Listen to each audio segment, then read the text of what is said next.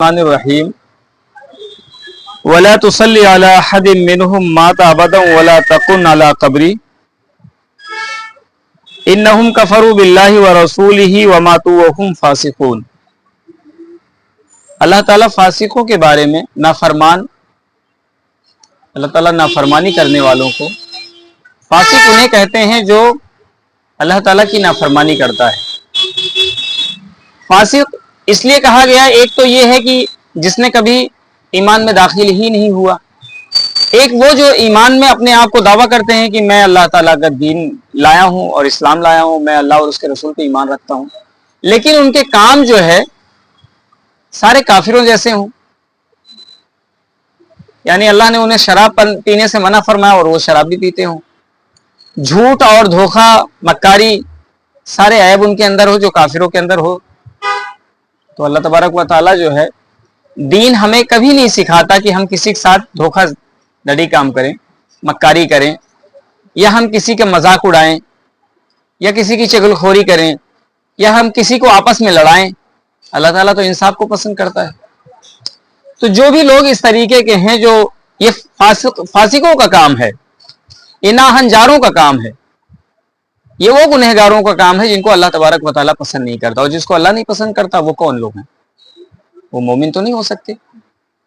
اور اللہ تعالیٰ مومن کو پسند کرتا ہے۔ تو بیچ کا تو معاملہ ہے نہیں کہ مومن کو بھی اللہ تعالیٰ پسند کرے اور مشرک اور منافق کو بھی اللہ تعالیٰ پسند کرے۔ اللہ دونوں کو پسند نہیں کرتا، اللہ چھانٹتا ہے۔ اس کے اہل جو لوگ ہیں، جو اس کی فرما برداری کرتے ہیں، جو اس کے دین کی عزت کرتے ہیں، اس کے رسول سے محبت کرتے ہیں، اور اس کے دین کے لیے اپنے مال اور اپنے جان کو اللہ کی راہ میں لٹا دیتے ہیں، اور ان کا یقین یہ ہے کہ مجھے اللہ کے سامنے کھڑا ہونا ہے، اور وہی رب میرا ہے، وہی ہمارا حاکم ہے، اور زندگی اور موت اس کے اختیار میں ہے، یہ بھی ایمان رکھتے ہیں، اور اچھی بری تقدیر پر ایمان رکھتے ہیں کہ اللہ نے جس کی جو مقدر میں تقدیر میں لکھا ہوا ہے اس کو تو کوئی ٹال نہیں سکتا، اور جو بھی کام ہونا ہے وہ سب اللہ کی مرضی سے ہونا ہے۔ جتنی مجھے ٹھوکریں کھانی ہیں، جتنے مجھے نقصانات اٹھانے ہیں، یہ اللہ نے لکھ دیا ہے۔ وہ اس میں کسی بھی طریقے سے منطقی باتیں نہیں کرتے کہ نہیں ایسا ہوا ہوتا تو ایسا ہوتا، ویسا نہ ہوا ہوتا تو ایسا ہوتا۔ وہ اس طریقے کی بات نہیں کرتے، وہ کہتے ہیں جو کچھ بھی ہو رہا ہے وہ سب اللہ تعالیٰ کی مرضی ہے، اور اللہ کی مرضی کے بنا کسی شاخ کا پتہ نہیں گرتا ہے جب تک کہ اس کی مرضی نہ ہو۔ تو وہ تو اللہ تعالیٰ کے فرما بردار بندے ہیں، اور جو اللہ تعالیٰ کے نافرمان لوگ ہیں وہ ہر چیز میں کوئی نہ کوئی جو ہے کمیاں نکال لیتے ہیں۔ یعنی ہم نے ایسا کیا، غلطی ہو گئی مجھ سے، ایسا نہیں کرنا چاہیے تھا، ایسا کرنا تھا، فلاں نے ایسا کیا ورنہ ایسا ہو جاتا، فلاں جگہ ہم گئے نہ ہوتے تو یوں ہو جاتا، فلاں جگہ ہم اس لیے گئے نہیں، سمجھ رہے ہو؟ لیکن ان کو بہت کم علم ہے، اللہ نے ان کو علم نہیں دے رکھا ہے، وہ سرسری باتیں کرتے ہیں، ان کے من میں جو بات آ جاتی ہے وہ کرتے ہیں، جو کہ حقیقت ایسا کچھ بھی نہیں ہوتا ہے۔ تو انہی کو اللہ تعالیٰ کہہ رہا ہے ایسے لوگ فاسق ہیں، گنہگار ہیں، اور فاسقوں کو اللہ تعالیٰ کہہ رہا ہے میں پسند نہیں کرتا۔ اور ایسے لوگوں کو مومنین سے بھی مخاطب ہو کے اللہ تعالیٰ فرماتا ہے وَلَا تُصَلِّ عَلَىٰ أَحَدٍ مِّنْهُمْ مَاتَ أَبَدًا وَلَا تَقُمْ عَلَىٰ قَبْرِهِ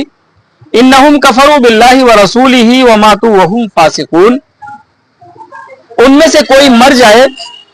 تو آپ اس کے جنازے کی ہرگز نماز نہ پڑھیں اور نہ اس کی قبر پر کھڑے ہوں، یہ اللہ اور اس کے رسول کے منکر ہیں اور مرتے دم تک بدکار بے اطاعت رہے ہیں۔ ایک تو ان کا کردار اچھا کبھی نہیں ہوا، کبھی انہوں نے اللہ اور اس کے رسول کی اطاعت نہیں کی، اور اسی حال میں یہاں تک کہ ان کو موت نے آ پکڑا، تو یعنی یہ کفر کی حالت میں مر گئے، اور یہ فاسق لوگ ہیں جو کہ یہ دعویٰ ایمان کا بھی کرتے تھے، لیکن انہوں نے حقیقت میں ایسا نہیں کیا جس کو اللہ تعالیٰ ان کو کسی طریقے کے پسند کرتا یا اللہ تعالیٰ ان کو کوئی راہ دکھاتا۔ وَلَا تُعْجِبْكَ أَمْوَالُهُمْ وَأَوْلَادُهُمْ إِنَّمَا يُرِيدُ اللَّهُ أَن يُعَذِّبَهُمْ بِهَا فِي الدُّنْيَا وَتَزْهَقَ أَنفُسُهُمْ وَهُمْ كَافِرُونَ۔ آپ کو ان کے مال و اولاد کچھ بھی بھلے نہ لگیں، اللہ کی چاہت یہی ہے کہ انہیں ان چیزوں سے دونویں سزا دے، اور یہ اپنی جانیں نکلنے تک کافر ہی رہیں۔ یعنی ثابت ہو جائے پوری دنیا میں، یہ واضح ہو جائے کہ یہ کفر کی حالت میں مرے ہیں اور یہ کافر ہی ہیں، اس لیے کوئی بھی مومن ان کے نماز جنازے میں نہ کھڑا ہوا، نہ ان کی مرت کو جو ہے دفنایا۔ اس کا خلاصہ ہو جائے گا. اور لوگ جو اس طریقے کے منافق ہیں ان کو اس سے عبرت میں مل جائے کہ اگر ہم نے اسی طریقے سے پردے کی آڑ میں تمام برائیاں کرتے رہے اور ہم یہ دنیا کے سامنے کھڑے ہو کر کے اللہ تعالیٰ کی جو ہے دین کی تعریف کرتے ہوئے اور اپنے آپ کو ہم اول صف میں بٹھا کر کے پکا نمازی اور حاجی سمجھتے رہے تو میرا بھی حشر یہی ہوگا اگر لوگوں کو یہ بات میرا علم ہے تو. کیونکہ اللہ تعالیٰ سے کوئی چیز پردے کے پیچھے چھپی ہوئی نہیں ہے, وہ سب ظاہر ہے. اور مومن کو اللہ نے صلاحیت دیا ہے کہ وہ پہچانتے ہیں.